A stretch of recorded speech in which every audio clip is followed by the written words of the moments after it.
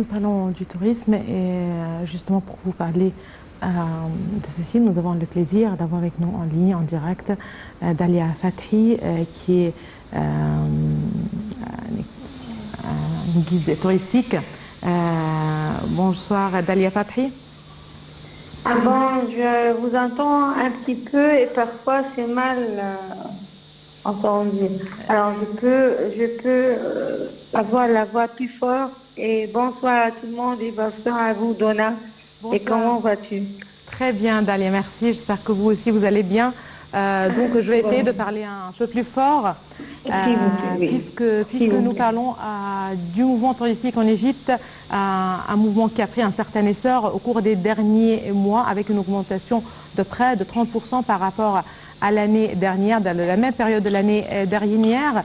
Peut-être une occasion de parler des différentes destinations touristiques de l'Égypte, que ce soit au type même de tourisme, que ce soit le tourisme des stations balnéaires, culturelles, thérapeutiques certainement, ou même le tourisme religieux, si vous le voulez bien, avec l'itinéraire de la Sainte Famille. Alors, vraiment, quand vous dites que l'année dernière, c'était pas comme cette année dans le tourisme, les bonnes nouvelles que le tourisme a fait que nous, on économise de l'argent maintenant. Notre tourisme pour apporter à l'économie de l'Égypte étrangère.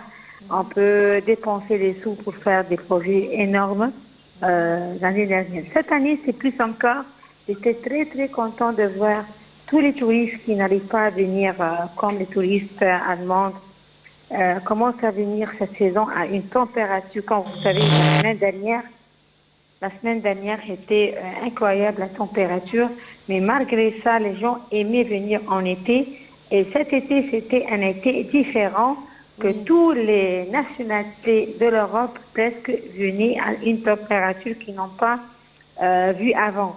En même temps, ils font des excursions dans le plein désert et parfois ils visitaient l'exploration à cette température.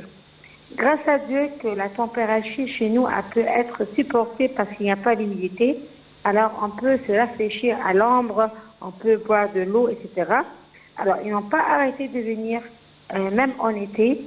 On était un peu déçus que les excursions, les pistes, ils se fassent cette saison. Et les guides aussi francophones, mais toutes les langues ont saisi, ils ont passé des vacances et ils ont enchaîné le travail en été. En même temps, la qualité des touristes qui sont venus ici cette saison, ce sont des qualités très très riches. C'est pas comme toutes les saisons avant. Les gens qui arrivent en famille aussi avec les enfants, avec les grands-mamans, ils ont fait l'Égypte autrefois, dont il y a par exemple 20 ans ou bien 10 ans. Ils arrivent une autre fois pour faire une petite visite avec leurs enfants, les petits-enfants. Et ça, on ne le voit pas. Il y a 7 ans de tourisme, voilà, ils ont passé. Alors, cette saison-là, il a encouragé même les familles à passer ensemble des vacances ici. Et ça, c'est bien. Le niveau, ça sera bien de pourcentage d'avoir au mois de septembre, en commencement la saison de tourisme. Ça sera plus élevé aussi que l'année dernière et cette saison. Et moi, je suis très contente et tout le monde est content de ça. Très bien. Juste, lorsque vous avez dit que, justement, il y a des touristes malgré la chaleur, malgré des températures assez élevées, oui, c'est peut-être l'occasion de rappeler qu'il y a une vague de chaleur partout dans le monde, si je ne me trompe pas, ou bien dans les différentes destinations touristiques. On a vu des degrés de température jamais vus en Europe, dans beaucoup de pays européens, parmi les pays les plus aussi importants pour le mouvement du tourisme mondial. C'est très rassurant lorsque vous avez justement aussi précisé que le niveau du touriste qui visite aujourd'hui l'Égypte est un niveau assez élevé, c'est aussi rassurant. Est-ce qu'il y a un certain lien entre la dévaluation de la livre égyptienne, voilà, et l'attraction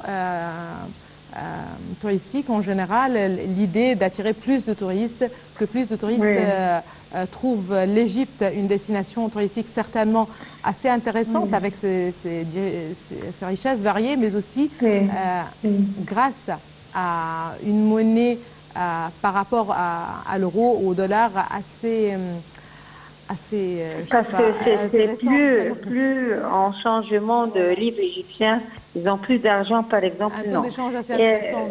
Écoutez, cette saison, j'ai remarqué que, bien en été, j'ai remarqué que les touristes, quand ils font l'échange, ils ne sont pas déçus d'avoir cet argent dans leurs mains avec le changement d'euros en livres. Mais par contre, quand ils dépensent 20 euros, ils veulent dépenser les 20 euros.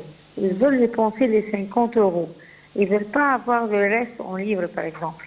Alors, la qualité des touristes qui vont venir, Inch'Allah, cette saison, ce sont une qualité qui ne fait pas une comparaison entre l'Égypte et la France. Non, nous sommes avec en euros, tout le monde. Alors, ils comprennent très bien que l'Égypte, c'est un pays touristique. Alors, avant la qualité, il y a quelques années, on peut dire de 2011 jusqu'à qu'on arrivait le Covid l'année avant-dernière. Alors, tous les touristes comparent bien les euros par les livres. Ils sont très contents d'avoir toutes choses moins chères. Mais cette saison, non. Ils ne demandent pas ça. Par contre, ils demandent la qualité des restaurants, ils demandent la qualité des hôtels, ils demandent la qualité des guides aussi qui vont venir avec eux. Surtout aussi, ils pensent de tout le monde. C'est-à-dire, un touriste, quand il veut faire un voyage, parfois le guide explique, les gens à l'hôtel lui aident. Alors, ils font aider avec quelqu'un de près. Mais parfois, ils pensent, les chauffeurs, comment ils vont, est-ce qu'il y a à manger, est-ce qu'il y a quelque chose qu'on doit donner pour les chauffeurs et tout ça. Alors, ils sont des qualités qui comprennent bien comment faire le tourisme comme avant. De l'année passée, de 1995-17, où le tourisme c'était un point stratégique pour l'État d'avoir de l'argent pour économiser, de faire des projets, des choses incroyables pour aider tout le monde. Très bien. Très bien. Quel est le site touristique le plus intéressant selon vous pour le touriste étranger si jamais il pense à venir justement visiter l'Égypte? Vraiment, parce que nous, on travaille avec les pays francophones en général. Et les conférences, ils ont assuré ça selon que les portes de Sharm el-Sheikh étaient ouvertes pour plusieurs conférences des pays francophones. Mais ça n'empêche pas que les pays d'autres nationalités qui sont arrivées il y a longtemps, qui n'en voit pas avec un nombre, comme toujours les Allemands. Les Allemands, qu'on ne les voit pas que rarement, les Italiens. On avait vu cette saison des Italiens, même en été.